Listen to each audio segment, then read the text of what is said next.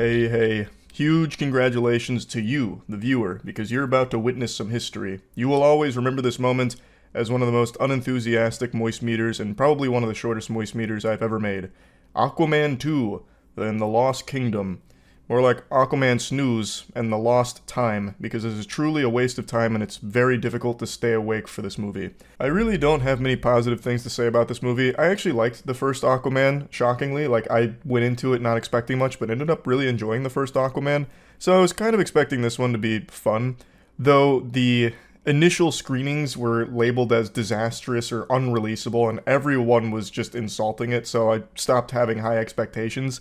But I really didn't expect it to turn out like this. It's not the worst movie I've ever seen, it's not even the worst DC Universe movie I've seen, but it's one of the most boring. It is, I'm not kidding, hard to stay awake for it. I dozed off twice, and one of them was during like this big fight moment, because it's so clear nobody really tried at all.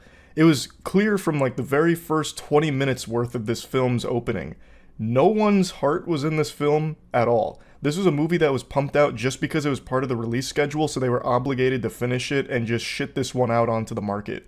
So if no one in it cares, why the fuck am I gonna care? Plus, it doesn't have any real place in the DCU. This is the funeral for the DCU, and man, what a sad wet fart whimper it goes out on. As I understand it, they're doing an entirely new rebooted DCU, and this is the last remnant of the old guard, the ancient ways. And no one's going to remember this movie. Unless, of course, you're trying to remember some of the best sleep you ever got in a movie theater, because watching this is like taking NyQuil. It is visual sleep aid. So let's go ahead and get into it. First and foremost, the narrative is outrageously disjointed.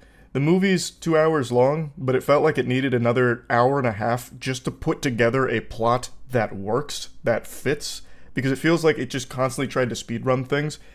Arthur, Aquaman, would teleport everywhere he needed to go. There was no real journey or anything. He's just like, I need to go find my brother. And then he's already there, like, beating some ass and freeing his brother. He's like, alright, good. It's like, well, how did you get there? Like, this man just has instant transmission like Goku here.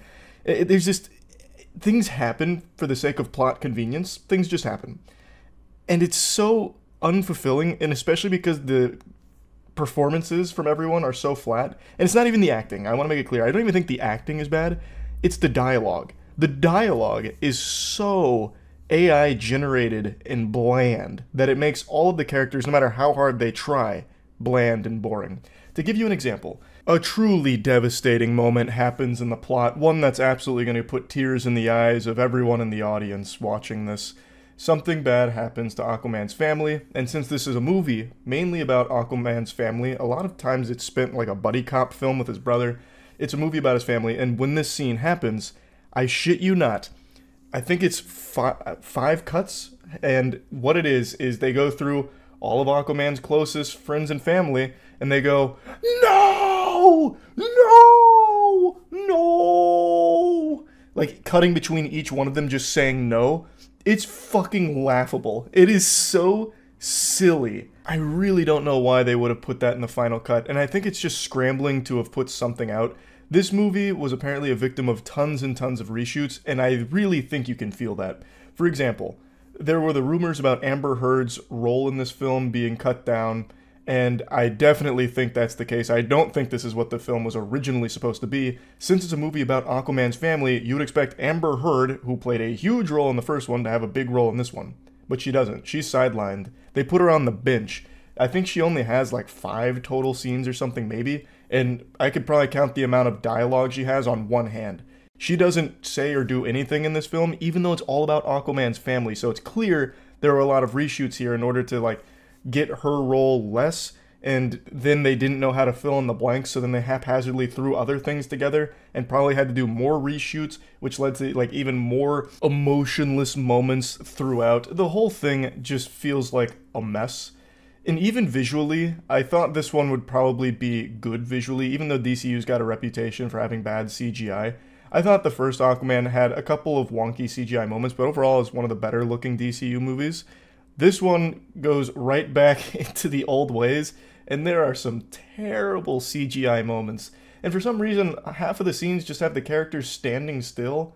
Like, they're not doing things half the time. I don't even know how they can make it look bad. They're just not doing anything, and sometimes it'll still just visually look like shit. It's so weird how this one does everything wrong that the first one did right. Even the villain that I thought was just a surefire slam dunk easy because the villain's so fucking cool, they fumbled. Manta isn't nearly as cool in this movie as he was in the first one. And in fact, Manta, like, they make him look as though it's not even Manta. They give him a storyline that, you know, he wants revenge and all of that. But then they overwrite it with their goofy mumbo-jumbo about, like, the ancient evil from back in the day using the Orichalcum, which I will admit is a really cool name because it reminds me of Yu-Gi-Oh! With the seal of Orichalcos.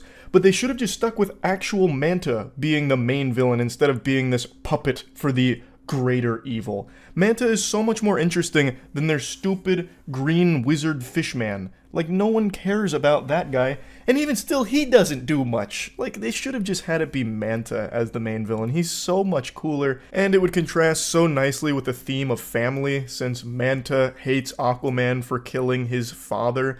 That would be the perfect contrast to Aquaman's family dynamic and his family journey. And while that's kind of still present, it's executed so poorly because they have this completely disjointed narrative and they keep trying to shoehorn in this ancient evil with all this ancient technology, and somehow Manta has a whole army of people that know how to pilot all of it and use all of it for no reason that they ever explain. It's just such a mess. I'll go ahead and fish a few compliments out for the movie, though. There's a couple of scenes with Aquaman and his brother that I think were enjoyable. Like, just having them shoot the shit sometimes was pretty fun, mainly because Jason Momoa and Patrick Wilson are just kind of charismatic, so when they're interacting with each other, it works. Like, that dynamic I thought was pretty decent, even though, again, all of that is just fucking blasted through super quickly. Like, you don't really see them bond, in my opinion. Like, they just happen to get to a point where all of a sudden they're tight, but they don't really earn that, especially given their history. They just end up there because they needed to for the plot. But when they are just, like, joking back and forth, it's pretty cute. Like, that's, like, it's wholesome. And another nice thing I can say about the movie is there are a few good scenes. Like, their action is pretty enjoyable when it's there, and pretty much every good scene in the film has Manta in it. There are some standout moments, and Manta is the one that leads those. Now, plugging Aquaman and the Lost Kingdom in the Moist Meter, I'm gonna give it a 35%. It's hard to care about a movie when no one who made it seems to care. Like I said, this really seems like something that they just threw together because they had to. They had a contract they had to fulfill, so they did it. There's no real passion behind it. There's no real story they want to tell. Like, there's just really nothing worth seeing in this movie, which is a real shame because, like I said, I like the first one. I thought they did a lot of things right with the first one, and everything they set up there is completely not capitalized on here at all, even slightly. So yeah, that's about it. See ya. The Moist Meter is proudly presented by us, me, and our comic book series Godslap and Plague Seeker. Issue 4 of Godslap just dropped. You can find it for sale at badegg.co. Now, getting into the Moist Meter. Today we're taking a look at Blue Beetle. I'll go ahead and be upfront and honest right away because lying is a sin and sin is gross, and I don't want to be gross. I don't have high expectations when I go into a superhero film anymore. I feel like I always know what's coming, I know what to expect. It's the same dish I'm getting served every time for the most part. It feels like most superhero films are algorithmically driven, made following the exact same formula, just copying each other's homework. So, going into Blue Beetle, I thought I knew exactly what I was going to get. And it turns out I was right. I got pretty much exactly what I was expecting for the most part. But that doesn't mean it's bad. I don't think Blue Beetle is bad by any means at all, but this is a movie that you'll watch and you'll recognize, damn, this is just like every other superhero film that's come out recently, because it just borrows all of the same shit, even down to like identical scenes from other superhero films. But, like I said, I don't think it's horrible by any means. I don't think it's a bad movie. Let's just go ahead and dive into it. I think the best part of the film is actually the family element to it. So, Blue Beetle, the main character, Jaime, he and his family are a very core component to the story. And when they're on screen together, I actually think the movie's at its best. They are fun. There's great chemistry with every member of the family, and they're all really enjoyable on screen. George Lopez actually does a really good job delivering the comedic bits, and make no mistake, this movie is not light on comedic bits at all. Even during the most intense situations, like murder, they're still cracking jokes about it. So this is a film that very much does not take itself seriously, but there is one scene in particular where they did try and be very emotional, and they fucking nailed it.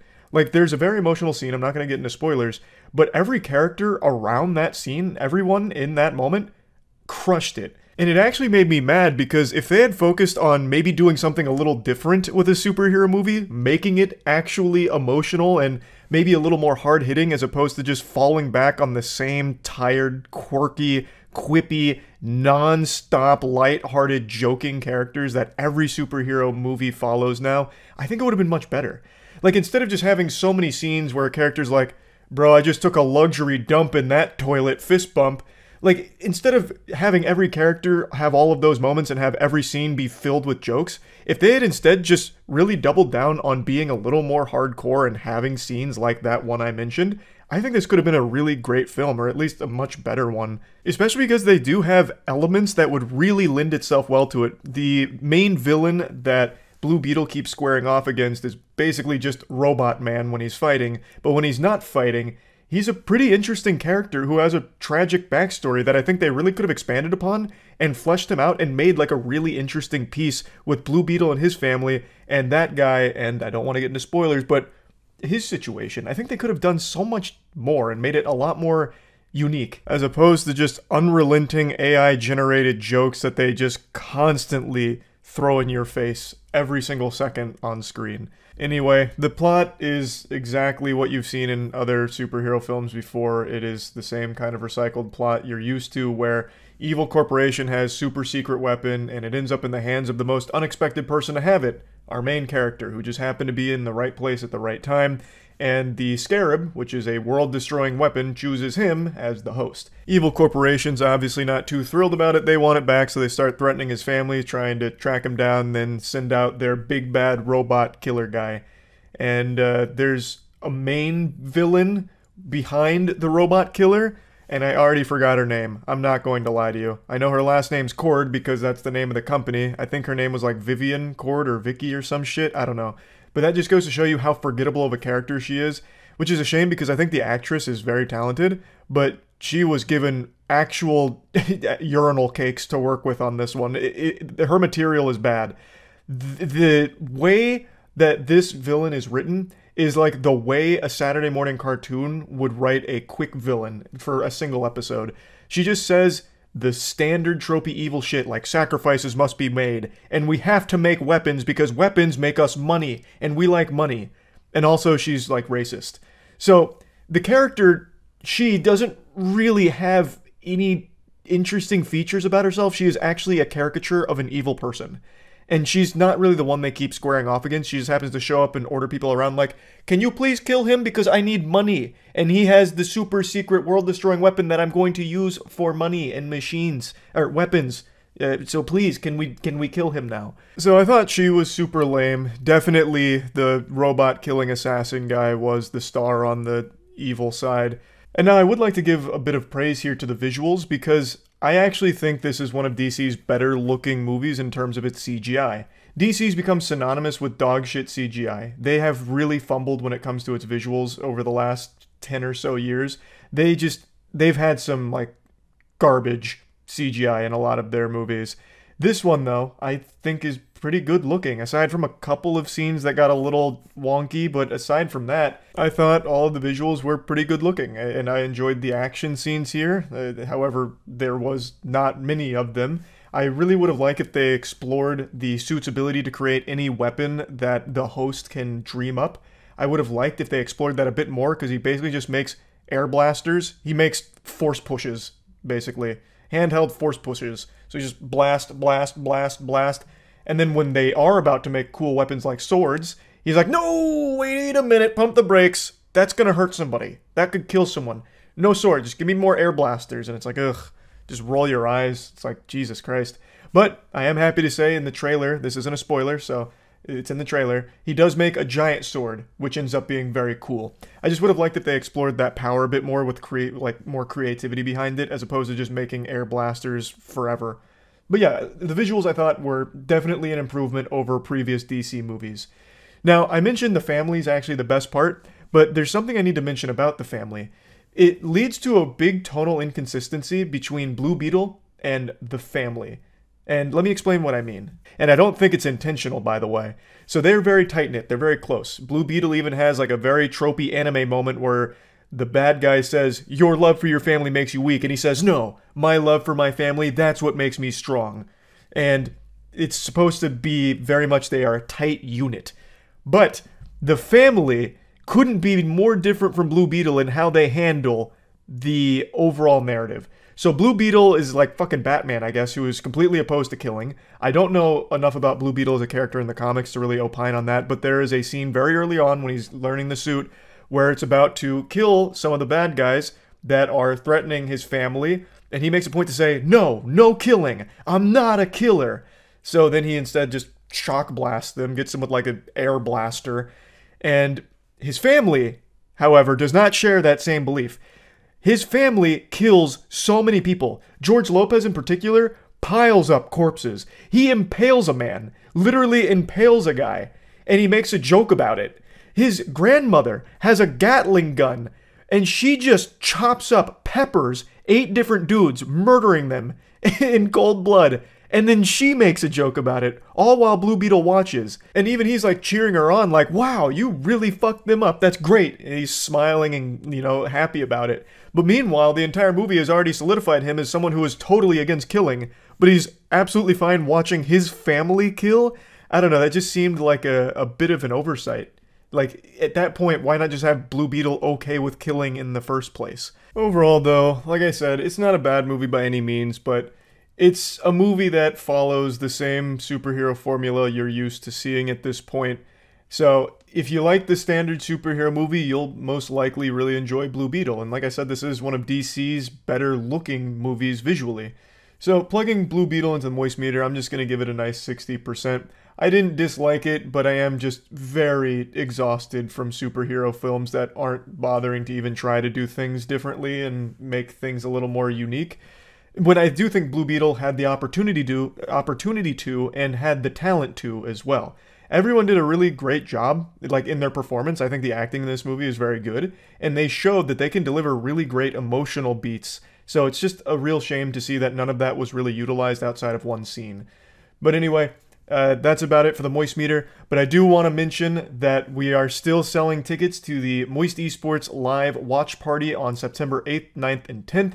Tickets are available at the strazcenter.com website. I'll put a link to it in the description below. Basically, it's a big party, a Moist Fest, where we're going to watch our esports team compete in the World Championship for Apex Legends and hopefully take home the trophy, as well as just make it a nice, fun atmosphere, meet and greet, all that kind of stuff. So if you're interested in attending, it's an in-person event from the 8th to the 10th. Tickets for sale now.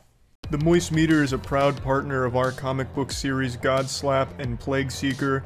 Both are available at badegg.co. Link in the description. Welcome to the Moist Meter. Today we're looking at the Flash movie. I just got back from basketball. The air conditioning in my house broke. It's over 80 degrees in this room right now. I can't catch a break. So I'm out here having a fucking heat flash. But I saw the Flash before basketball. Now, let's get the obvious out of the way. I'm not a big Ezra Miller fan. I think it is despicable that all of the crimes committed by Ezra Miller resulted in no real consequences. I think that is ridiculous. But I can't factor that into the review for this movie. So, setting all of that aside, how is The Flash? Because people were going full-blown gushing grannies for this film with all of the early screenings and everything. You had, like, actual huge celebrities come out and be like, this is what superhero movies are about. This just changed everything. This is the perfect superhero film. I left the theater crying I'd never seen something so powerful. Wild reviews. So I went into this movie expecting a goddamn masterpiece. So does it live up to the hype? In my opinion, no, but it is a pretty good movie. Like, I enjoyed it. It's a good film. So let's dive in. I want to start with by far the most glaringly obvious thing wrong with the film. This is by far my biggest complaint, and I just want to come out of the gate with it so that way we're all on the same page. There is a lot of moments in this film where the CGI is laughably bad, so much so that the audience laughed at some scenes for how terrible they looked. Scenes where there were no joke other than how bad the CGI looked. Now, I've already seen the cope from some of the staff on the film, as well as a lot of very passionate, enthusiastic fans saying that the reason there's a lot of scenes that look shitty is because Barry moves so fast that it distorts lights and it makes things look cartoonish. And I think that's a really silly explanation, because it's not just when Barry's moving fast that the CGI falls apart at times. It's pretty often, like, even without him doing his back to the past shit. So it's not exactly a great excuse. Plus, I feel like you still wouldn't want your blockbuster film to look like it's straight out of a fucking video game cutscene. And that's a disservice to video game cutscenes. Like, there are times in this film where I thought Injustice 2 had better looking cinematics than what I was watching on screen. I don't understand how it shipped in that state for some of those scenes. I don't know why DC struggles so much in the CGI department when that is such an integral part of these superhero films.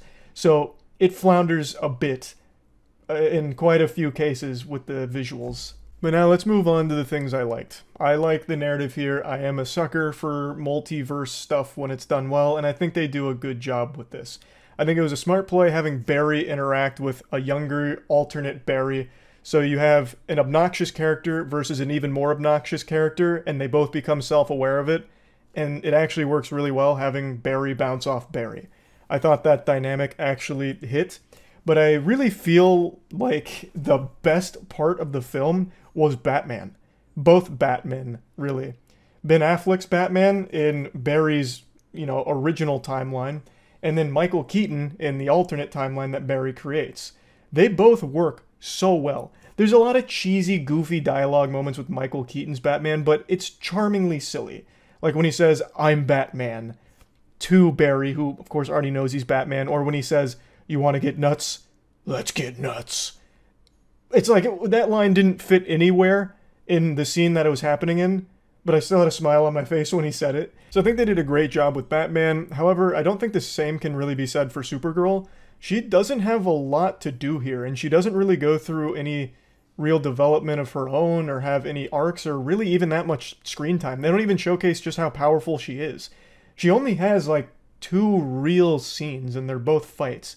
She's kind of just used as a tool to really highlight some of the powerful, immutable facts about the multiverse that need to be conveyed to the audience. So she unfortunately just really didn't have much to do here. The very core of this film focuses on an emotional weight of Barry's decisions in trying to change the past and how it affects everything. Not just the future, but the entire multiverse and every other world.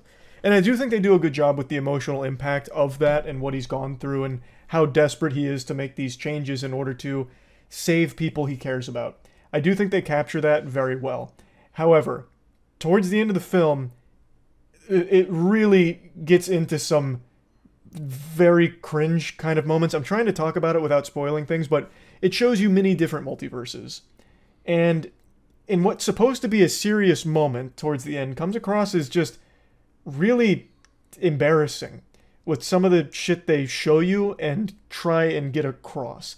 It's hard to explain because it would be a very big spoiler, so I won't touch on it, but I do think they kind of dropped the ball towards the very end of this story. But everything up until then, I thought they did a great job with, and I do think they stick the landing at the end. It's just right towards the end. Right before the landing, they stumble and fucking faceplant for a moment before picking themselves up and getting back on track. I also thought there was a pretty decent balance between seriousness and jokes, especially for a character like Barry Allen. There were a lot of jokes between the 2 Barry Allens, but it wasn't overbearing and they weren't super bad or anything. I actually thought there was a pretty decent balancing act done with, here's this Barry that's a lot more serious because he's been through a lot more shit. He's now in a different reality than he's used to. It's all his fault. He's dealing with the emotional weight of that. He's trying to figure out how to fix it. He's also gone through a lot of shit that's left him in a very different state than he came there in. And then here's this Barry Allen who's just kind of a douchebag and not taking anything seriously, being over the top and silly. Them meshing and spitting some jokes back and forth. And then, I don't know, I just actually thought the humor was done pretty decently in this film, whereas that's usually a major complaint of mine from fucking superhero films, is just the formulaic, non-stop fucking jokes that never end, and they're always so generic and formulaic. This time around, I thought that there was a decent balance struck. So overall, there's just not a whole lot of things that I disliked about the film, aside from a lot of the CGI that happens here. I just really wish they would polish that up, because the films would be elevated substantially, because that is just, it is noticeably bad in a lot of places. Like, there are just times where it is noticeably just bad. So that's just the major problem with it. And I do think there are a couple of moments narratively that didn't land, like I said. But overall, it's a pretty good film, and definitely better than I was expecting it to be. Plugging the Flash in the Moist Meter, I'm going to give it a comfortable, like, 70%. It's a good movie. I think all of the pre-release hype around it was a little absurd after seeing it now. Like, I do agree that it is a good movie, especially for DC, which makes a lot of stinkers in their cinematic universe. This is definitely not one of those cases. It is fun. Above all else, it is a fun film that I do think does justice overall to the Flash as a character, as well as just the entire universe. And I'm very curious to see how they pick this up going forward. They leave a lot of questions that the answers will be very interesting to see going forward now. So yeah, that's about it. So yeah. Huge thanks to ourselves for sponsoring this Moist Meter. Godslap is a comic series written by myself, Jackson, Matt, Danny, and Aubrey Sitterson. It follows the story of a character named Ace, who's an extremely powerful slapper in a world where slapping is king. Issue 3 just dropped. It's all available at badegg.co, and shit is starting to pop off. Ace is being hunted by a mysterious foe named Defister, who, after swan diving through a hospital, picks up Ace's trail and hunts him to the ends of the earth with his sidekick Olfactor. And also, our newest comic series, Plague Seeker, just came out. Issue 0 is available at badegg.co. It's written entirely by myself and edited by Jackson.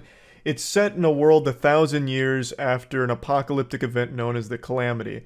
An asteroid hits Earth, and it brought with it mutations that changed all of its inhabitants. Now the world is infested with things called plagues, and atop the food chain sits 8 great plagues that control the entire world, and only one man stands against them, the Plague Seeker, who has an insatiable appetite to devour those 8 great plagues.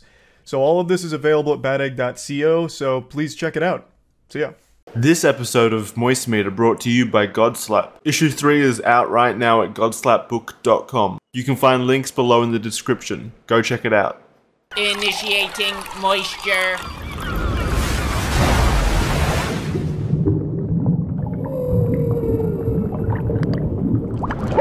Welcome to the Moist Meter. Today we're taking a look at the new Shazam movie, Shazam! Fury of the Gods. I mean, it's not great. I mean, it's not horrible, but it's not very good. I don't know what to tell you. It really feels like DC's serving up Naruto filler for movies at the moment. This whole film felt so utterly worthless. I can't even like fully explain it without getting into spoilers, so I'm not going to, because I try and avoid spoilers to the best of my ability. But it feels like the stakes are super duper low, and it goes into the most cliche superhero film I may have ever seen. This feels like Marvel's first attempt at superhero films back in like early 2000s, but somehow this came out this year. Everything we've learned from superhero films over the last fucking 2 decades is thrown out the window for this one, and it falls back on the most generic shit ever. The villains are beyond bland and forgettable. They literally come out of nowhere and it's like, we're mad, we're gods, and you've made us mad because of this wizard that did this, and we're mad, so we're gonna destroy your world now. Maybe. But they're also just not powerful at all. They're not intimidating or strong. They had to have a little doodad, a little plot device gizmo that's able to instantly sap their power when they get shot by it. They literally have plot convenience darts that they can fire out of a staff, and when it hits them, it steals their power back and they just become normal kids again. Because if it was to be like an actual toe-to-toe fight, they'd lose, and it wouldn't even be close. One of the villain's powers is she can whisper in your ear and make you do things, but she can't even do that half the time. She only demonstrates this working twice. The other, like, 3 times she uses it, a child overcomes it every time. A literal kid. It's supposed to showcase the kid being strong, but really it just showcases that god being weak as fuck. Where she can't even, like, mind control a child. So, and that's all she does. She doesn't even demonstrate, like, super strength or anything. All she can do is whisper, tell you little secrets, and, like, inception you. And that's it. And then, like, the main villain, she can control elements. But all she uses that for is to make a box hit Shazam at one point. Or throw a amalgamation of concrete and traffic cones at Shazam once. And then put up a barrier twice. It's like, it's all so unbelievably underwhelming. They're just not good villains at all.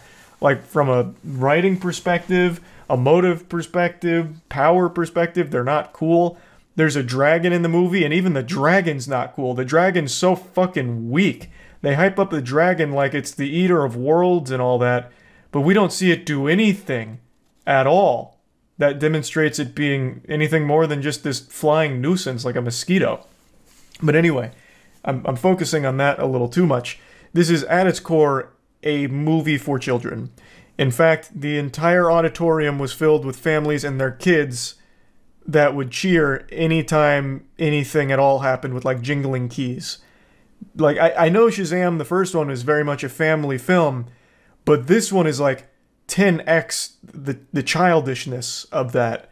From its jokes to its, like, actual plot and things that happen, this is very, very clearly geared towards a young audience. So, that was a little disappointing. But even, like, the shit that happens in this film is so goofily non-important that even the main characters, for the most part, don't take it even remotely seriously for even a second. It just never feels like there's any real peril. And I absolutely fucking hate that since this has gone so far back in time into superhero movies, it has this big clusterfuck of bad CGI monsters that get spawned in. Literally like some Power Rangers shit. Just like these monsters that get spawned in, they're super shitty. They don't do anything. They, like, kind of move around a little bit.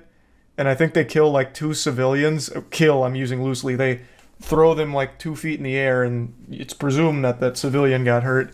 It's just not very good at anything. I think the actors do a great job with the material that they're forced to work with.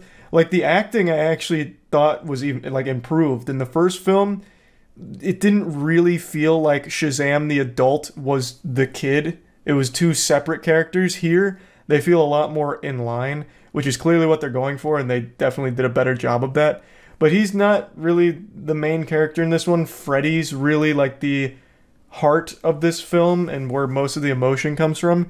And Freddy's actor does a great job, honestly. Like, Freddy's a pretty decent character. Probably the best character in the movie, honestly. Like, he does get a bit annoying, but that's also one of his main traits.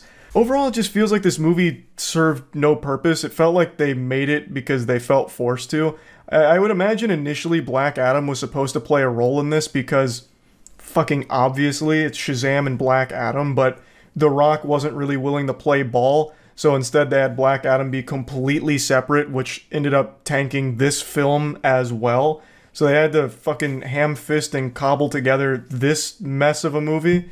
And I'm calling it a mess, but it's not like it's fucking horrible or anything. It clearly knows that it's a movie for kids, and it leans into that. So I guess a lot of it's supposed to be something that you just give a pass to, but it's just not interesting at all. It really isn't.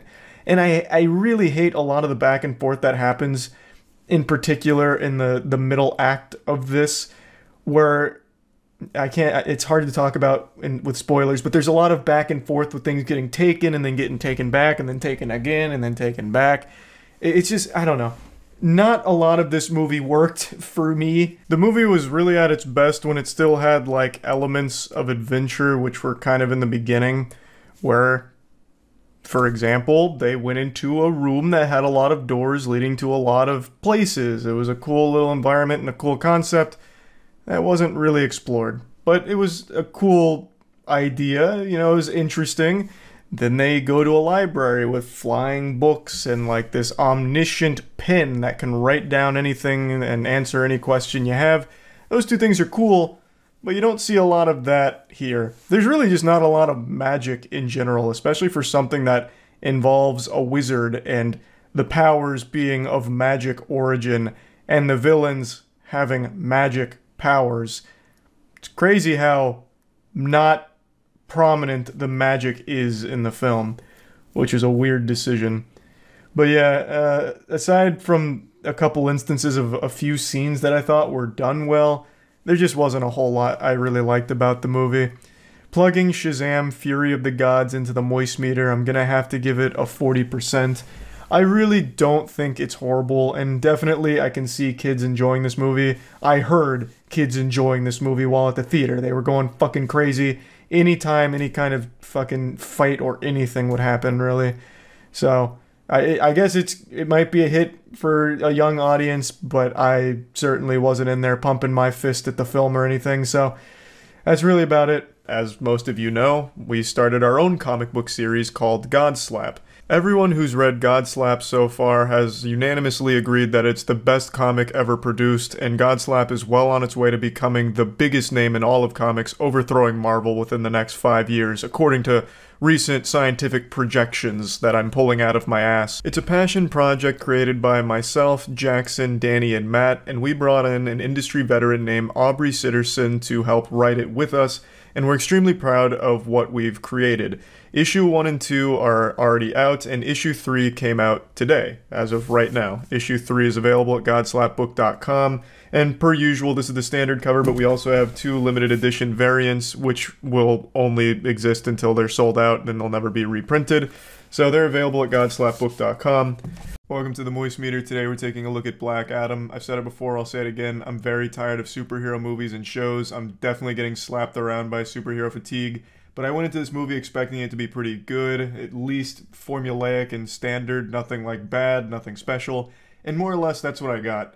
Though I did enjoy it far more than I expected to, and that's because the movie just puts a huge emphasis on action. The action's very flashy, and I really enjoyed all of the fight sequences, of which there is a lot. And I will say, I imagine at least half of this movie's total runtime is spent in slow motion. There is slow motion in almost every scene. There's more slow-mo in this film than fucking Matrix. Like, they use bullet time more often than Matrix did. But yeah, it's certainly not like a polished film by any stretch of the imagination. Now, I actually kind of reviewed it live on stream last night, so I'm just gonna play the clips since that's like my full thoughts just being vomited out of my fucking mouth on stream. So here's my moist meter dump, and then I'll give you like the official score at the end. You get exactly what you're expecting. Very super safe, super standard story. Very flat characters. The only character I actually liked was Pierce Brosnan, but I'm also just a Pierce Brosnan fan, and Dr. Fate was cool. Everyone else is just like the most generically written character you'll ever see in a movie, ever. But it's serviceable because it's mainly just about its action, and it does a really good job with the action.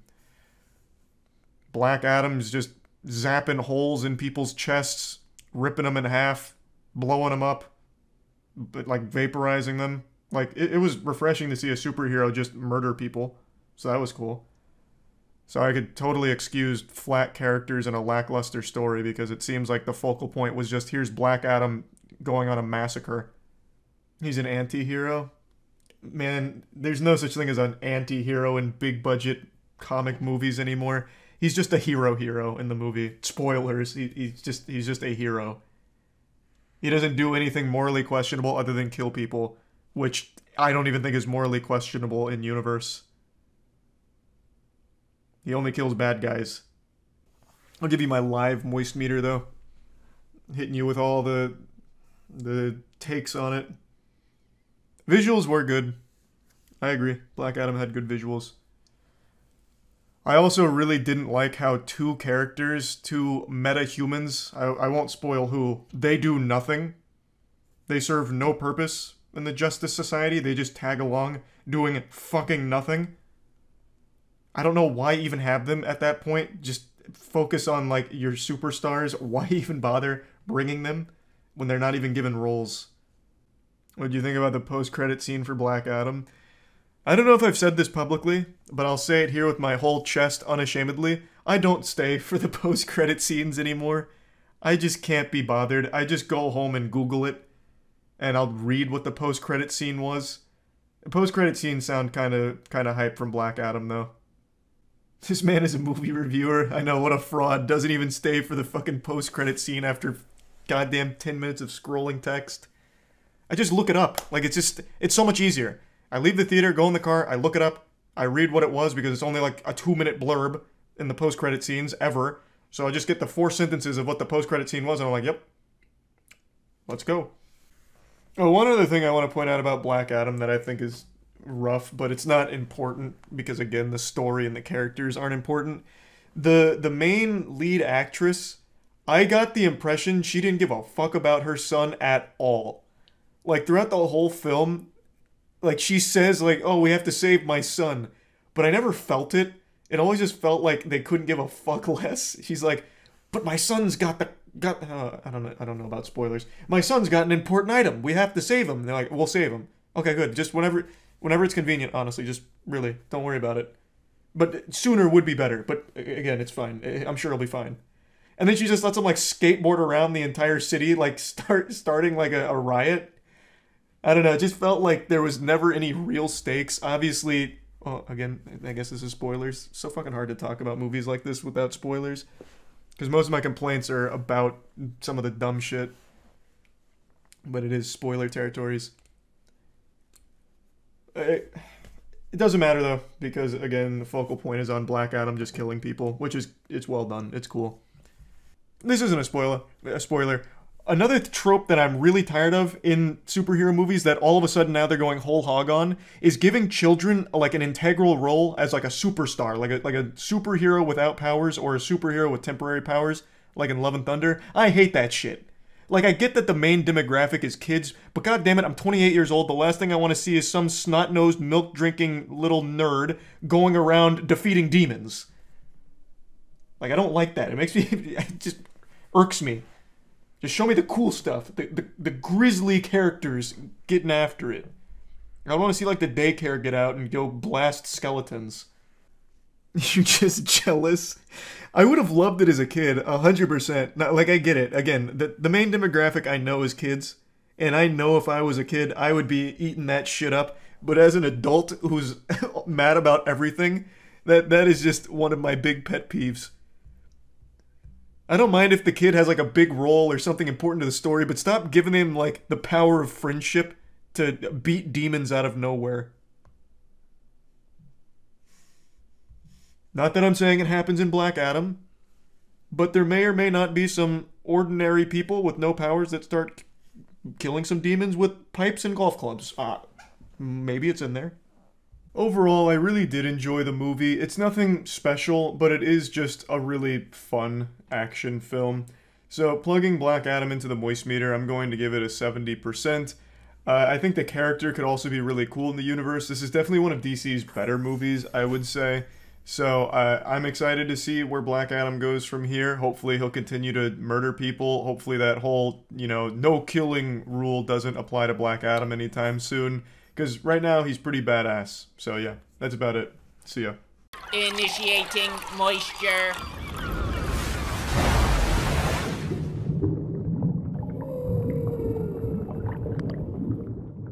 Welcome to the Moist Meter. Today we're taking a look at the new Batman movie. This is, of course, unrelated to the Nolan trilogy as well as the Affleck universe. This is a standalone dimension where Batman is just starting to get into the swing of things and figuring out what he needs to be for Gotham. I actually think Gotham is the best part of this movie, the city itself. It is hell on earth, and they don't shy away from showing you it. It is truly a shithole, a stinky, festering cesspool.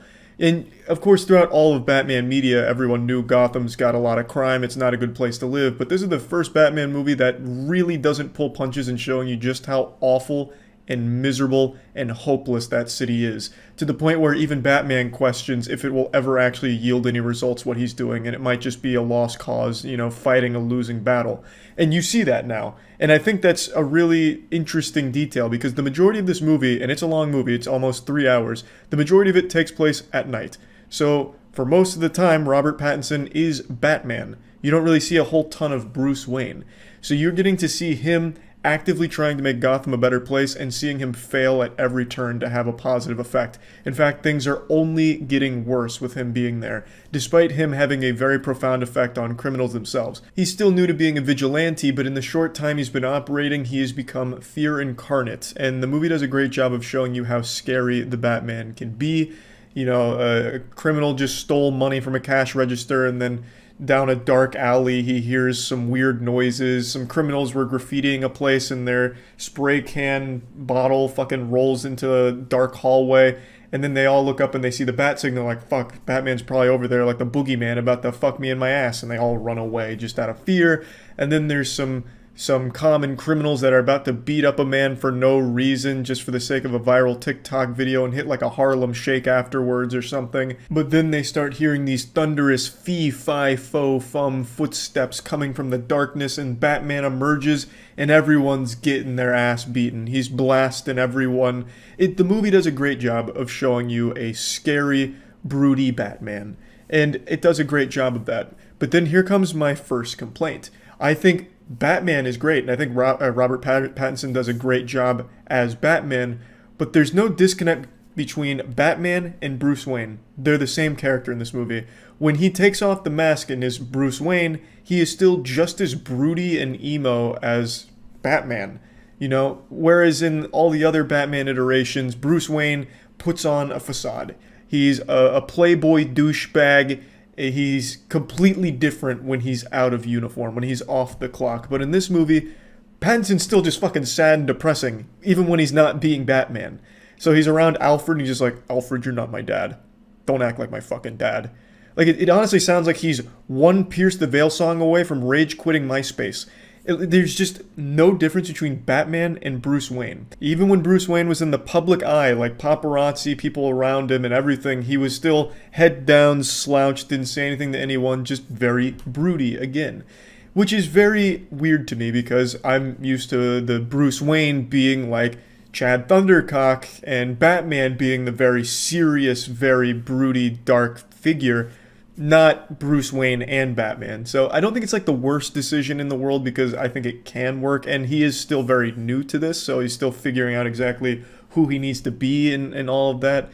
But still, it was something I felt I should point out because it didn't work super well for me, at least not in this movie. I think him as Batman was fantastic, but him as Bruce Wayne, I just didn't really think hit as hard as it needed to. I thought every other character did a fantastic job. Alfred wasn't in the movie a ton, but when he was, I thought he did a great job of commanding the scenes. I really liked Alfred, as well as the other supporting characters. Selena Kyle, which is Zoe Kravitz, she did a great job as Catwoman. And just the entire cast, honestly. But the real standout to me was actually the Riddler. The Riddler is a character I've always found to be super goofy, not very intimidating, and more of just like a comic relief villain. Now, I'm no big comic book lore expert. I don't know if the Riddler's ever been super cool, but in everything I've ever seen him in, he hasn't exactly been like the most intimidating or scary villain in Gotham. But in this movie, he was like fucking Jigsaw. He was a criminal mastermind who set up all kinds of wildly elaborate puzzles as well as actual saw traps. I don't want to give any spoilers, really, but there is one time where he uses something I'm pretty sure I saw in Saw 4. Like, he has a contraption on someone that he wants to punish and get Batman's attention with, and it's pretty fucking intense. The movie, I'm shocked, is PG-13 because it feels like it wanted to be R. From the very first mystery that Batman has to solve, they seem to want to go hard. Dude's missing a thumb, he's been beat to death with a fucking hammer. It's intense. It really does feel like it tries to deliver an R-rated experience at the PG-13 price. Like, it feels like they may have just dialed it back in post in order to hit PG-13.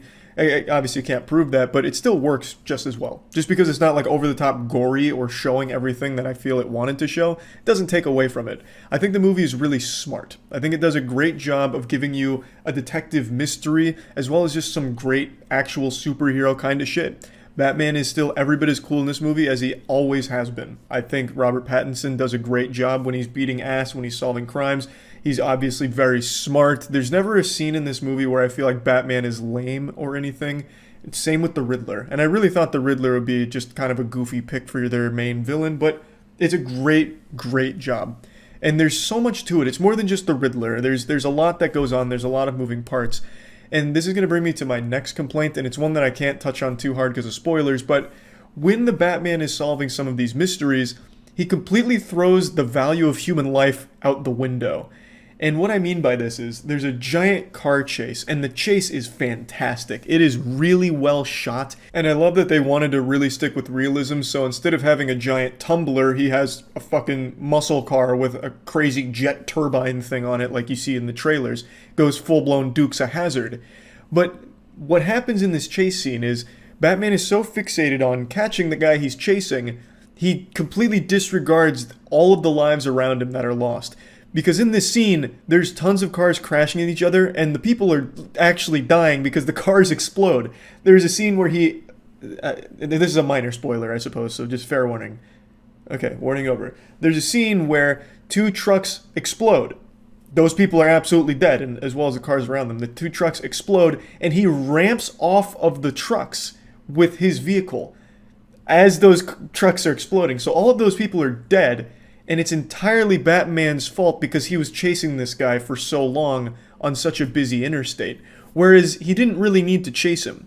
He had everything he needed to know about the guy, and in fact, when he caught him, just let him go, right? Like, he didn't need to chase him, so all of those lives didn't need to be lost in this pursuit. He could have just come back a different time. So when, of course, Batman inevitably gives the whole speech about why taking lives is wrong, it really loses a little bit of its impact, because it's like, bro, you are directly responsible for at least like 100 people that died on that interstate because of your senseless chase through there. Like, you have no room to be saying things like that. So it's just something I wanted to point out, a little nitpick, and there's also another scene where he is like quite literally directly responsible for people around him getting hurt that aren't even involved.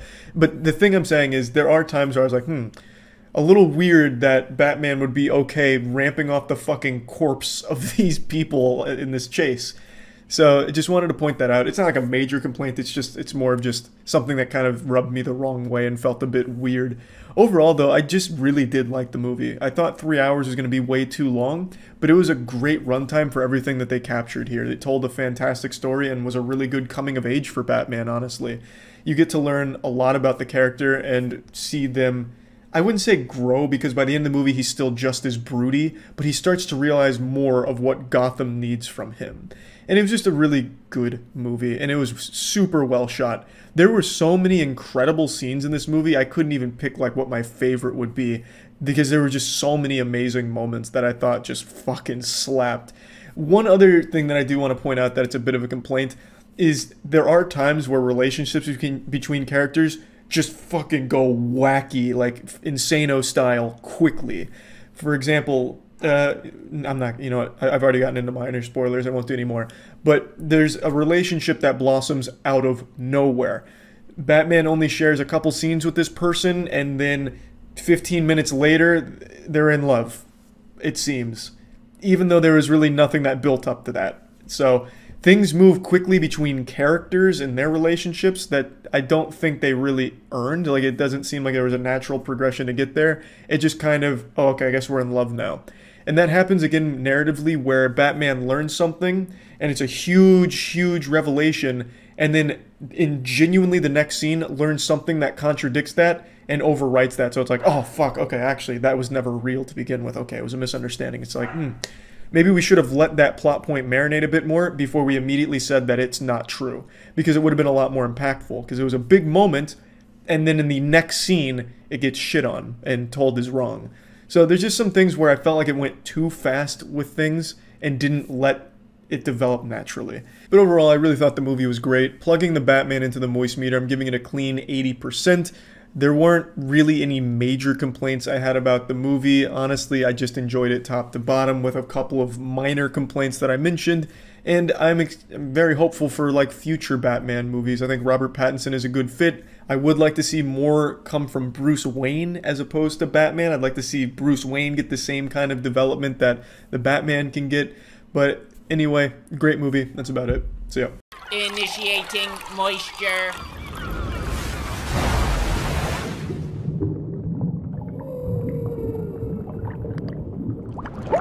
Welcome to the Moist Meter. Today we're looking at the Zack Snyder Justice League. This Snyder cut has been released and I can't fucking believe it. I thought it was just like an Alex Jones conspiracy that DC fanatics were holding on to, something that didn't exist, like the fucking fountain of youth for DC. And like a fool, I believe that even if there was some Zack Snyder unicorn that somehow fixed all of the major problems from Justice League 2017, I thought it would never be released. I thought they would never see the light of day. And I just, again, thought it was such a far-fetched idea that there'd even be a way of salvaging the mess that was the Justice League movie. It's not the worst movie DC ever made, but it really, truly was pretty fucking bad. I wasn't a huge fan of it when it came out, and I really didn't have high hopes for the Snyder cut, even when they did reveal it existed. And I'm just gonna have to eat a full ass of shit on this one, because I was very wrong. Not only does it exist, and not only were the rumors true about it actually fixing a lot of the things in the Justice League movie, it is actually good, too. I was wrong 3 times on this, this whole thing. The Zack Snyder Justice League is an incredible improvement over the original theatrical release. It's not even comparable. It is laughable how much worse the theatrical version is compared to Snyder's version. It's crazy. It was already a bad movie, but when you compare it to this, it's like comparing a Pee-wee middle school football team to the fucking Patriots. It's so silly that what we got in theaters was nothing like what Snyder had originally put onto paper, because it's night and day. I couldn't even recognize half the scenes in this movie from the original because they fit so differently here and there were so many changes. I initially thought it'd be so trivial, like mundane, 5 scenes throughout the entire movie maybe that they added to make it better. But this is a whole brand new movie, it feels like. The experience is completely different. It adds so much more depth to the characters that was absolutely absent in the one that released in theaters. Each character actually has a story this time and makes you care about them. Cyborg is a good character. Flash, good character. Steppenwolf actually has character to him now instead of just being some goofy villain that looks silly. He looks badass, looks like something right out of fucking Doom, and he actually has a little depth to him. It really did solve the problems Justice League had and made it better in every possible area. It is objectively an improvement in every category except one: runtime. And this isn't a problem I necessarily have, but this is a 4-hour movie. So you're getting double the Justice League, so you would hope they'd fill it with things that matter, and they did. There's not a whole lot of times throughout watching the movie where I was getting bored or felt like things were dragging. After the first 2 hours, I didn't even realize 2 hours had gone by. I was just really invested in it, and shit was just flying. They did a really good job of keeping the audience interested throughout this extremely long runtime, which is impressive.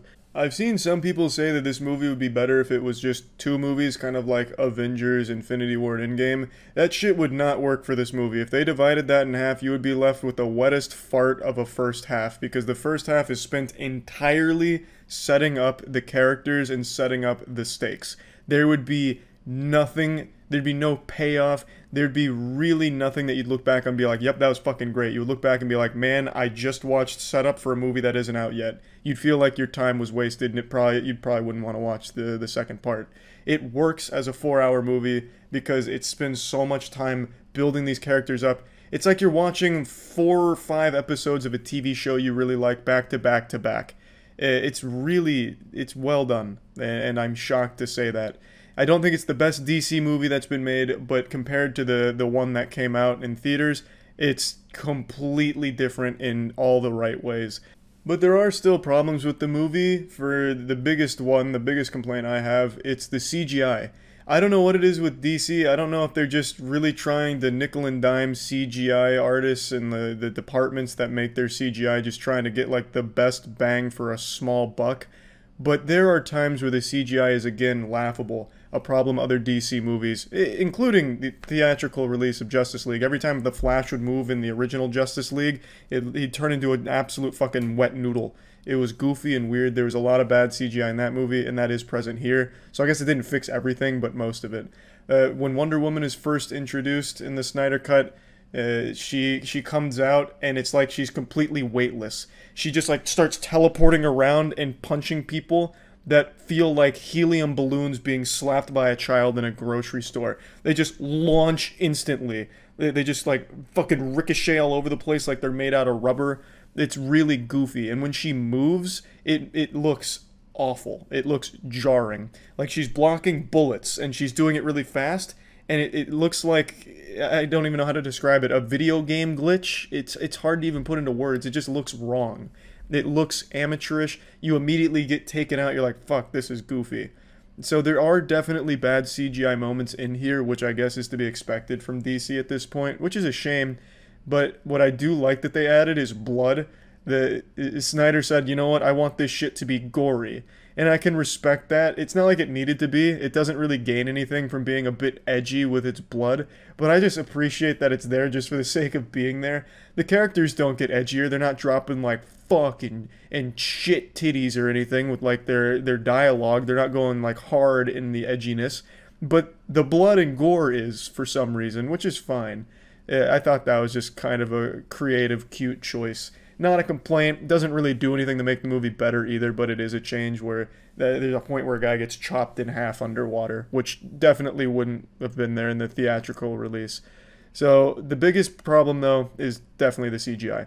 It gets rough, and rough is an understatement. It gets real fucking bad. Like, it looks like a goddamn machinima from 2010 using Injustice cutscenes, which I also said about the theatrical Justice League movie, not Snyder Cut. So that's the biggest problem that I had with the movie. Another problem I have is it oftentimes feels a bit disjointed. Like, Snyder obviously had a very grand vision for the film, but at points it feels like he just took the theatrical release of Justice League and started breaking things up and putting better things in. But as a result, it just becomes a lot of different pieces that aren't always flowing. So you'll have a very disjointed set of things going on. There'll be a lot of moving parts, and they're not really connecting well, at least not in the beginning. For example, you'll have a Cyborg flashback where he's playing football and then something bad happens. Then you go right to the Flash who's going over his motivation because something bad happened. Then it's back to Cyborg, back to Flash, stay on Flash, back to Cyborg, now to Batman, back to Cyborg, now to Flash. Like, it really does feel pretty chopped up. And oftentimes, well, not oftentimes, but in the beginning it doesn't make for a cohesive exposition. It just feels kind of all over the place at points, in my opinion. But that doesn't mean it's bad, because it's filled with much better elements that are much better for the overall film. Because now you care about the characters and you know more about them. They're not as two-dimensional, which I think is very important to a movie like Justice League, who is built upon its heroes. You have to fucking care about them, and they have to be cool. They're much cooler here, much more well-rounded. The movie is enjoyable. It is a significant improvement. Oh, also, I did have one more minor complaint that I wanted to point out. When they first introduced Darkseid and show one of his conquests, he gets his ass beaten really fucking hard. He gets slapped around and looks like an absolute pussy. They hype him up as like this galactic, well, fucking multi-universe level threat that every universe is afraid of. And then the first time you see Darkseid in action, he doesn't do anything. He slams a staff into the ground, makes a big explosion, and then gets absolutely blasted. Absolutely manhandled and rolled. So it wasn't exactly like the coolest way of introducing and setting up the big bad by just having him be a punching bag. That was just a minor complaint. It's not a big deal, but I thought I might as well point that out. So I'm shocked to say all of this. I thought this was just going to be a big letdown for DC fans, and I thought I was going to just get the big laugh saying, I told you so, or, you know, but I didn't. It's good, and I enjoyed it. Plugging Justice League's Snyder Cut into the Moist Meter, I've got to give it an 85. It's really impressive what he was able to do and what the team was able to do. They weren't satisfied with the theatrical release of Justice League, and they said, we want to fix it because we know we have something better, and they did it. It really does feel like a passion project and a labor of love, and I really respect that. They weren't satisfied with the mediocrity, and they made it better. And they made it significantly better, and I think there's nothing but to commend them for that. But yeah, anyway, that's about it. With spring break right around the corner, it's important that you take your grooming seriously, which is why I want to talk about Manscaped. Manscaped will ensure the spring break party in your pants never stops, and that the party is looking good and all the guests that attend are having a great time. Manscaped has all the tools you need to look and feel your best. There's of course the classic Perfect Package Kit 3.0, which comes with the essential Lawnmower 3.0, waterproof cordless body trimmer, a ton of other liquid formulations to round out the grooming routine, and that Lawnmower 3.0 is the Excalibur for grooming. It is just the perfect tool. It also comes in with that beautiful advanced skin-safe technology, so you're not hurting yourself when you're taking care of business down there. I've been using it for over a year now, and I haven't had a single injury, which is fantastic. So I can just go wild without any fear. It feels great to take control, and there's more than just the Lawnmower 3.0 and the Perfect Package Kit. There's just so many items on Manscaped that will help you take your grooming to the next level and get ready for the spring break party. So if you're interested in trying Manscaped products for yourself, you can go to manscaped.com/moist to get 20% off and free shipping. That's manscaped.com/moist for 20% off and free shipping. That's it. So yeah. Initiating moisture.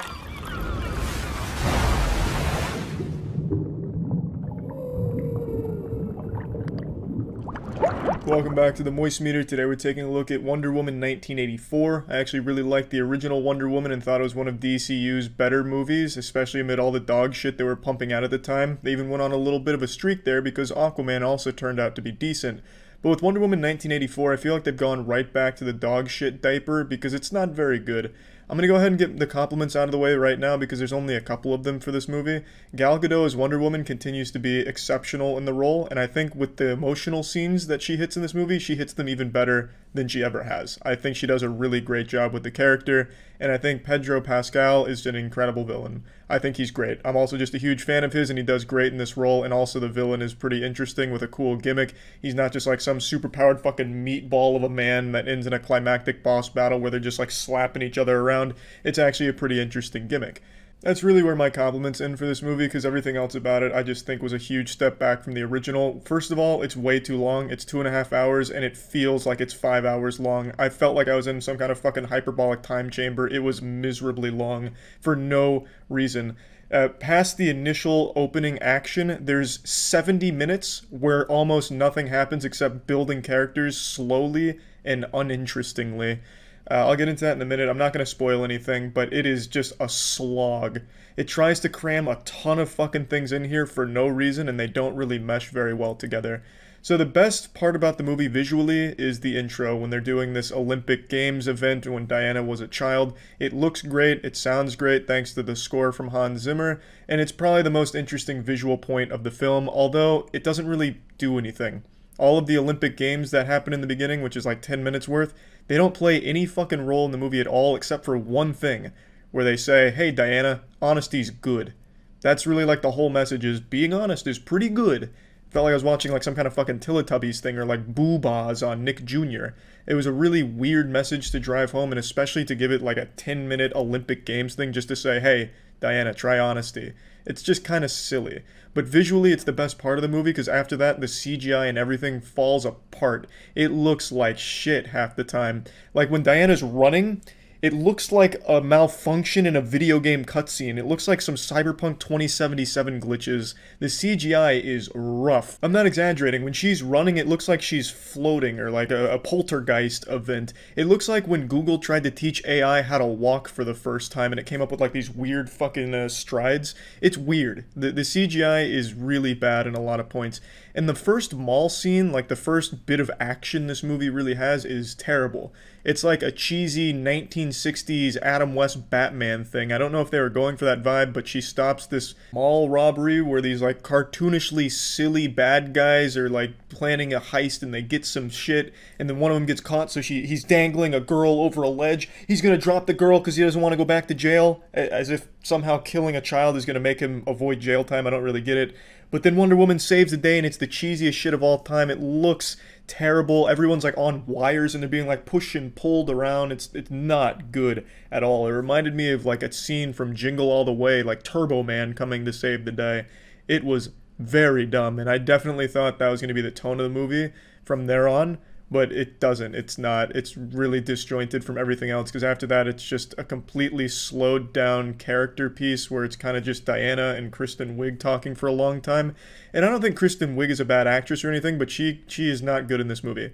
She's good at points in the movie, but her character, they really tried to build it and they were just unsuccessful.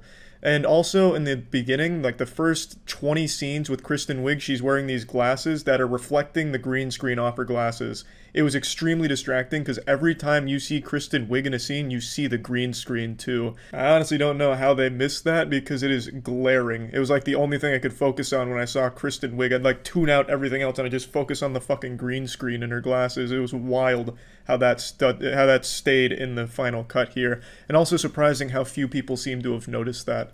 But again, it's not really a problem with Kristen Wiig's acting. I think she does fine in the role. It's just the character really wasn't given enough room to be interesting.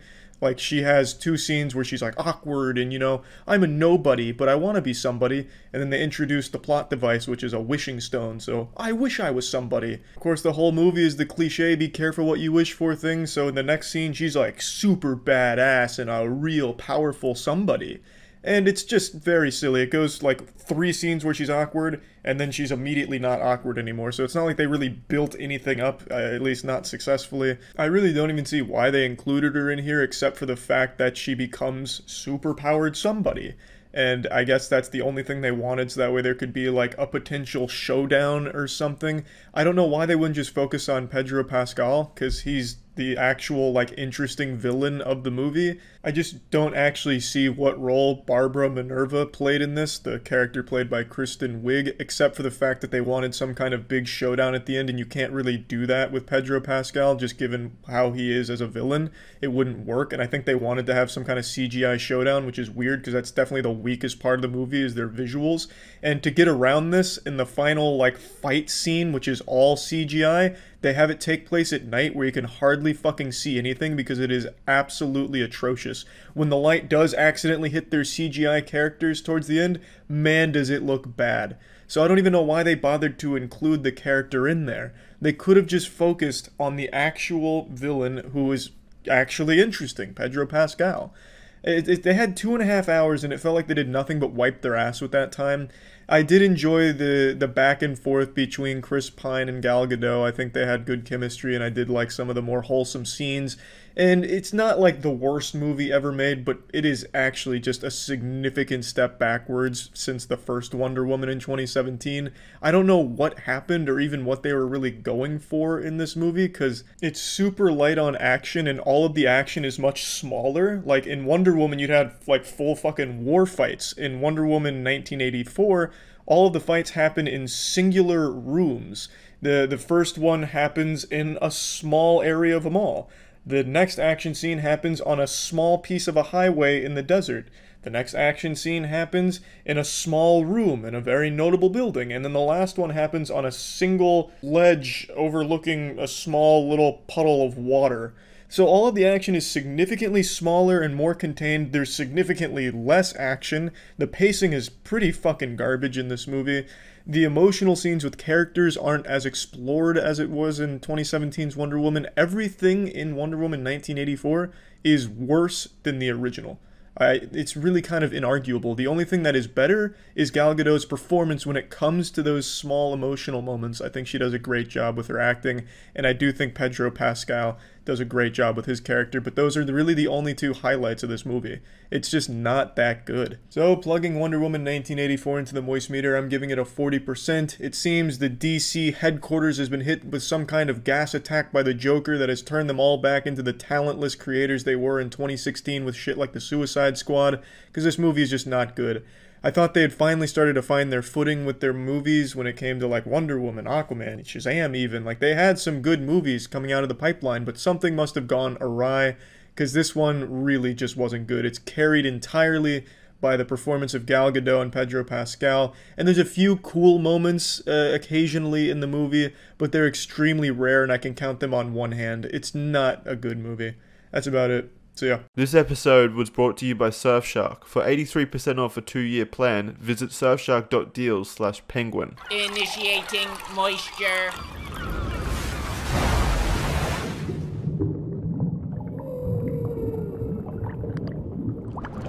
For a while, DC movies were a joke, and everyone just kind of went to laugh at them or just be utterly disappointed to see characters they love ruined on the big screen. They had movies like Batman vs. Superman, Justice League, and Suicide Squad. Suicide Squad, I still believe, is just an utter hemorrhoid of a movie and probably the worst superhero movie of the last 20 years.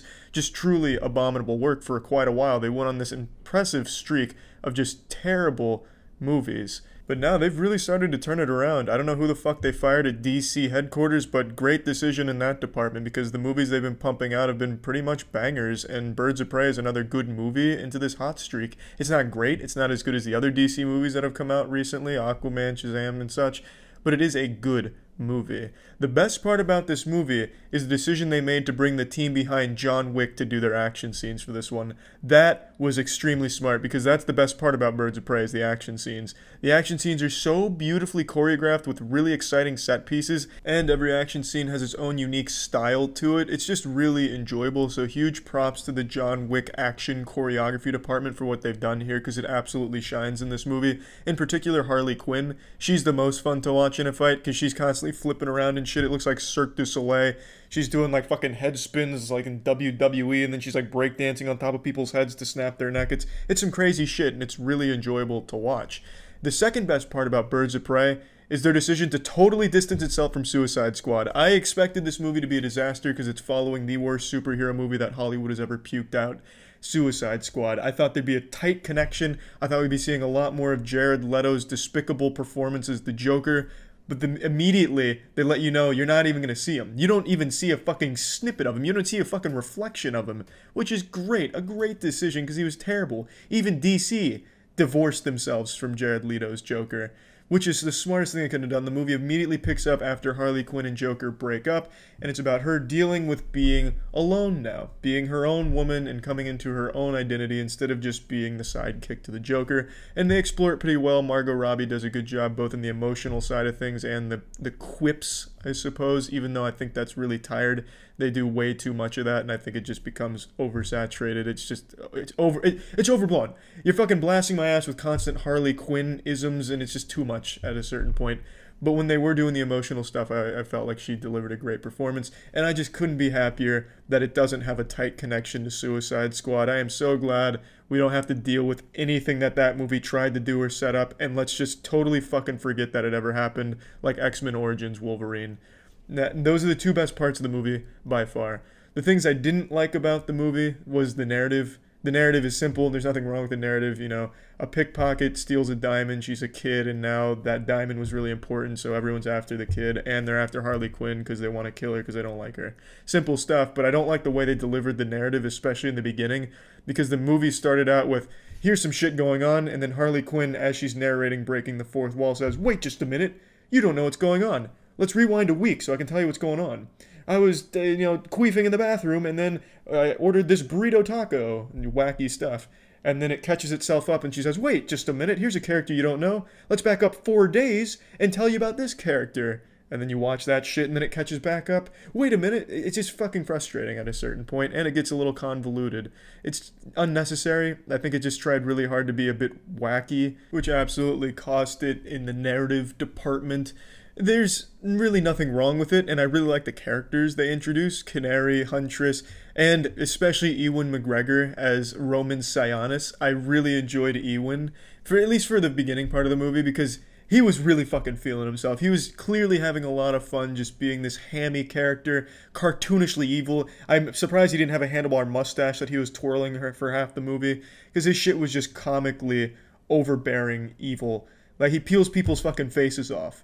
And then he was going to let someone go and then peels their face off because he didn't like the snot in their nose. It's some goofy shit, and I love the way McGregor played it. I thought it was super enjoyable. He was great, but towards the end of the movie, they just never gave it a rest, and so it just became a little too much and a little again, the same problem they had with Harley Quinn, just too fucking much of what made them good.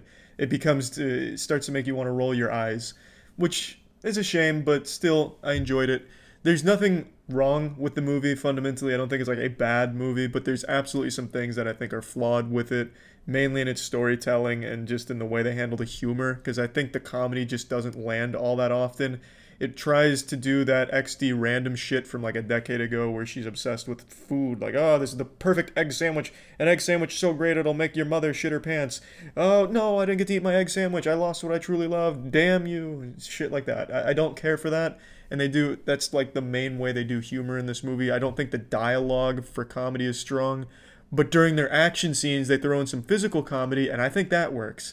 So that might be the John Wick team again, who knows? But anything involving physicality in this movie I thought worked beautifully, including the comedy that they wove in to their action scenes. There's one more thing I feel I need to mention when talking about this movie. It's not like the Charlie's Angels reboot, where in the Charlie's Angels reboot, literally the first fucking scene is some misogynistic asshole saying, women can't do half the things a man can do. Can a woman make a car go fast? No, only the calloused grease hands of a man can do that. Just misogynistic shit like that. Birds of Prey isn't that kind of movie. It doesn't do those kind of things. Yeah, the main villain is a misogynistic asshole, but he's also a fucking guy that you're supposed to hate who peels the faces off of people and has no problem killing kids. It's not at all like Charlie's Angels reboot, which is good. So plugging Birds of Prey into the moist meter, giving this a fat 70%, I think it's just an all-around enjoyable movie where the best parts of it is the action, and luckily there's a lot of action. And yeah, I really did enjoy it, which is, I didn't expect to, just because of how bad Suicide Squad is, but I was pleasantly surprised, and great decision to bring in the John Wick team. Fuck yeah.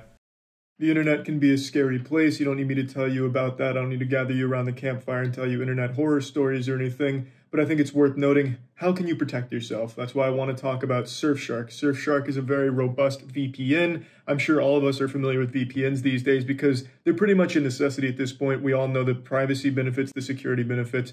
Surfshark helps encrypt all of your data sent over the internet, so it protects your messages and everything in that regard. But also, aside from just the security benefits you get using a VPN, you're also able to help yourself in the entertainment world. Let's say Netflix has region-locked your favorite show to a place you're not in. You can use VPN Surfshark to change your location to that area and watch that show. No hassle, it's simple, it's easy, and Surfshark VPN is extremely robust. It also comes with a whitelist feature, so that way if it doesn't accidentally block something you want to access, you can always whitelist whatever you want, which is a great feature that I really appreciate. So if you're interested, you can go to surfshark.deal/penguin to get 83% off a 2-year plan plus 1 extra month free. That's surfshark.deal/penguin for 83% off that 2-year plan and a free month, baby. This episode is brought to you by Raycon. Initiating moisture.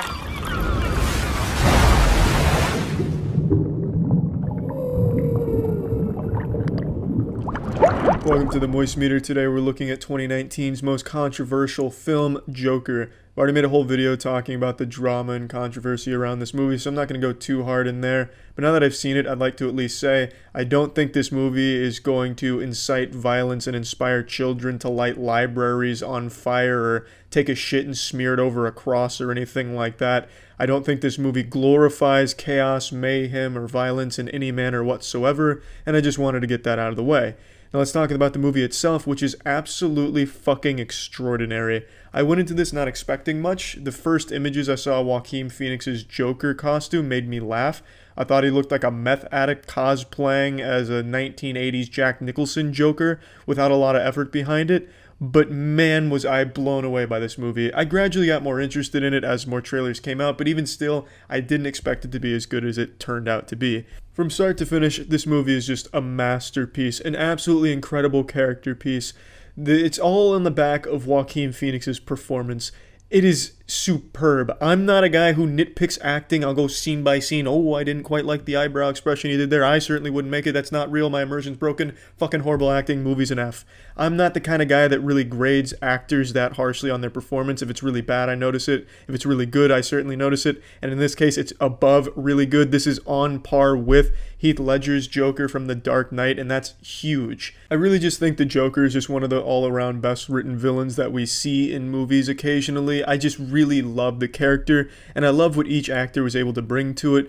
The Heath Ledger Joker interpretation and Joaquin Phoenix's are two very different characters, so you can't exactly compare them, but Joaquin Phoenix's is just so mesmerizing to watch on screen. You never really it always makes you uneasy, but you walks in the video, you know, shit like that. So hearing a Joker laugh in this day and age, it makes you kind of want to roll your eyes. But Joaquin Phoenix, his play off of Joker's iconic laugh is probably my favorite, even more so. Fall into madness, fall into this really dark place. So plugging Joker into the moist meter, I'm giving this movie a 95%. Now, I know comic book movies and shit, everyone's so tired of adapting comic books into shit, and, you know, I don't think the trend's dying out anytime soon, but I'm really fine with comic book movies, especially unique ones like this and The Boys. I really think comic books shouldn't be shit on just for being, you know, cape hero shit and, you know, all that garbage. I really think there's just so much unique stuff you can do with these properties. So I'm totally fine with more comic book movies to come, and especially if they're like The Joker and The Boys. But this movie was really, really good. Much better than I was expecting, and one of the very few times that when a movie is hyped up to be like an incredible performance from an actor, it not only matches that, but exceeds what you're expecting from the actor. An incredible movie. Really fucking good. That's it. I'm sure most of you have noticed, but I usually use wired earphones, but what most of you don't know is they're semi-rotten and the left side's wire is completely exposed. So I decided it was time to upgrade, because especially at the gym, I think that shit's probably a hazard. Gonna shock myself at any moment and ruin my rep and probably just bust my fucking ass open. So I decided to go wireless, and I got Raycon wireless. And so far, this has been fantastic. My muscles are getting bigger thanks to not fucking around with the wire at the gym, and just overall a very positive experience so far. So what are Raycons? Raycons are wireless earbuds co-founded by Ray J, and they're stylish, comfortable, come in a variety of patterns and multiple different fit options. And unlike their competitors, they're coming in at half the price of the premium brands, and they're far more discreet and stylish. You don't have the little stem hanging down your ear when you're wearing a wireless earbud. And the sound quality is just as amazing as the other top brands you're familiar with. The newest model is the best one by far. 6 hours of playtime, seamless Bluetooth pairing, more bass, and a more compact design, which gives you that nice noise isolating fit. So if you're interested, there's a link in the description below for 15% off your order. Initiating moisture.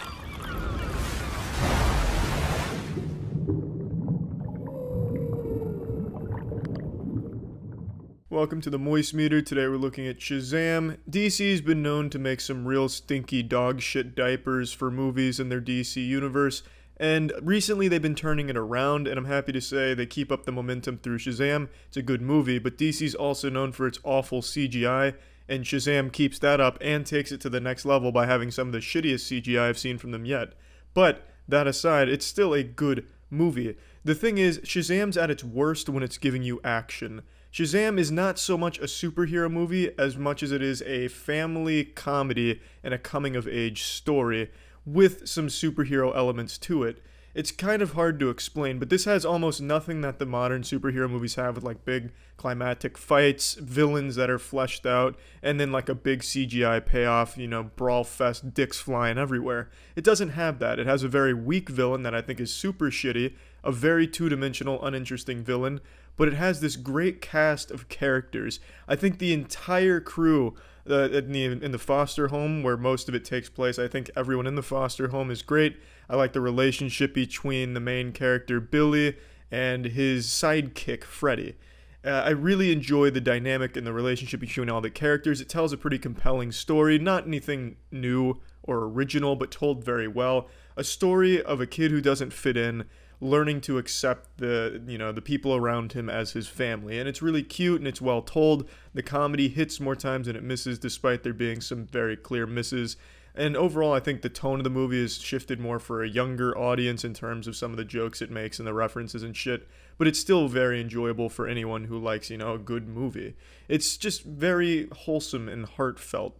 Now, like I touched on briefly, the main villain sucks some filthy asshole. He's an extremely boring, uninteresting character whose only motivation is, I'm not pure of heart, so I'm gonna be real evil. That's quite literally his entire character is, I am not pure of heart, so I'm going to steal power and be powerful evil. It's not good.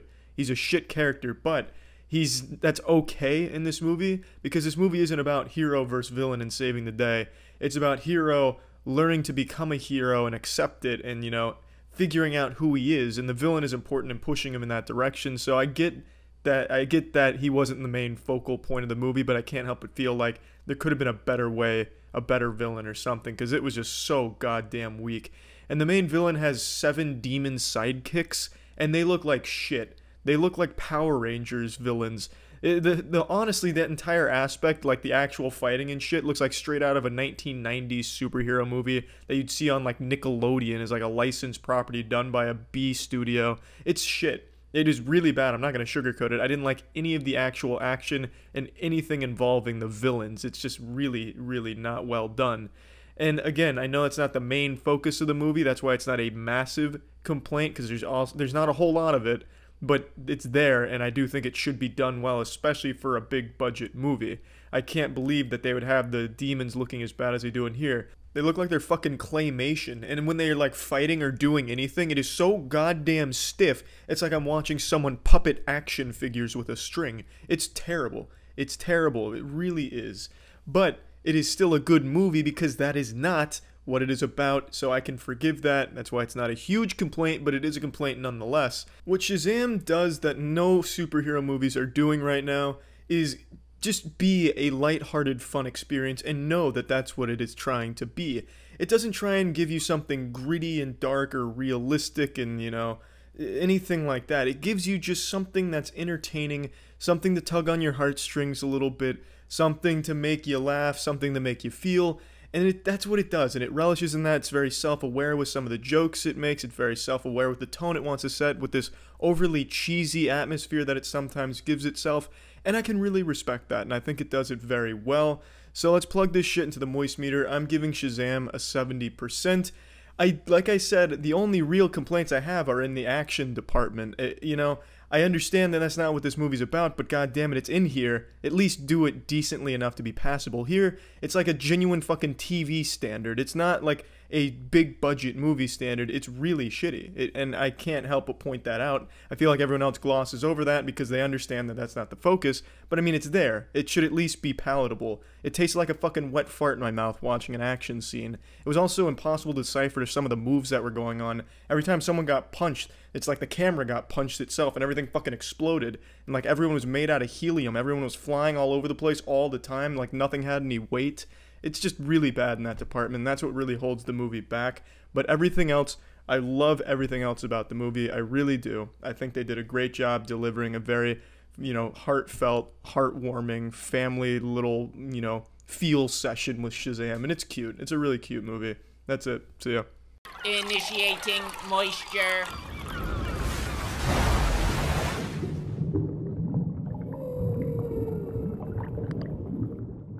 Welcome to the Moist Meter. Jason Momoa is a big man, but I'm about to be an even bigger man when I admit I was wrong about this movie. This is a movie that I took a fat, steamy shit on well before it ever came out, based on Aquaman being a pretty boring character, pretty shitty in the Justice League movie, and the promotional posters they released for this movie looked like middle school Photoshop. So, needless to say, I thought it was going to be a big old pile of shit, and it wasn't. Not at all. This is the second best DC Universe movie behind Wonder Woman. There's a lot to like, but there's a lot of stinky shit about it as well, so let's just get into it. I'll start talking about the weakest part of this movie, in my opinion. It's the dialogue between characters. It's really unnatural and robotic and downright cheesy, and the jokes. Oh my fucking lord, the humor in this movie is abhorrent and just painful at times. All of the jokes feel super forced, as if the movie was already wrapped up, but one of the higher-ups at the top of the food chain looked at the script and said, you know, there's no comedy in this movie. This is a superhero movie. All superhero movies have to have comedy. Can you just ham-fist some jokes in here, please? Come on, it can't be that hard. So then you end up with the humor in this movie, which is just bad. None of it lands. I'll give you it's the most forced shit in the world. It's awful. What a zinger. If they wanted some shitty jokes thrown in for no reason, they should have just had me write it for them. More like Bored Atlantis, am I right? But that's the worst part about this movie. Everything else is pretty damn good. It has a really fun plot and a really fun set of settings. It's hard to put that into the words properly, but this movie is like a true comic booky adventure movie. It really commits to being super comic booky. You'll have some shit taking place at the bottom of the ocean with these piranha face shits that look like they're straight out of Pirates of the Caribbean with the Davy Jones crew. Then they'll be all of a sudden teleported to a prehistoric landscape with dinosaurs roaming around. It's fucking fun to watch the setting keep changing, and it's all really beautiful. I thought the CGI was going to be awful and lackluster like most of the DC Universe CGI, but they did a great job with this one. There are some nice to look at, and it's complemented by some pretty cool camera work. Since everything's underwater, there's a lot of unique fights, some nice choreography, and the camera follows it around in a really fun way. Not a whole lot of shaky cam, so you can oftentimes tell what is actually fucking happening, which is rare in modern action movies. I do want to point out, again, that this is super comic booky, so there's a lot of shit in here that's just gesturing. Ocean Master, for example, his signature fucking move is just this right here. The amount of times he just goes, doing this is unreal. I think he has like 9 scenes dedicated to that. Aquaman also takes a lot of poses. It's very, very comic booky. Like, just comic book panels will have like a 10-second scene of like basically a still of the character just posing with an item or posing, making a sound. And that's really, you know, it's goofy. It's super fucking goofy, but you can't help but smile because it's almost self-aware goofiness. At least I'm going to give them the benefit of the doubt that it's self-aware about one another, and it feels really forced, but by the end of the movie, you don't really care. It's a superhero movie. There's really never any development in the first place. Let's just plug this shit into the moist meter. I'm giving Aquaman a 70%. It's a really fucking decent superhero movie, and I am shocked. I thought this movie was dead to rights, dead on arrival, just a big pile of shit way before it came out, and I was... Initiating moisture.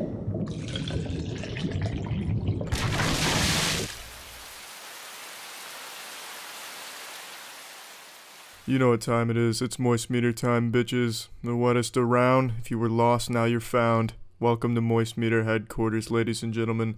Today I saw Wonder Woman, and it was good. And it doesn't matter what I think of it, because you're going to see it regardless. We all know that.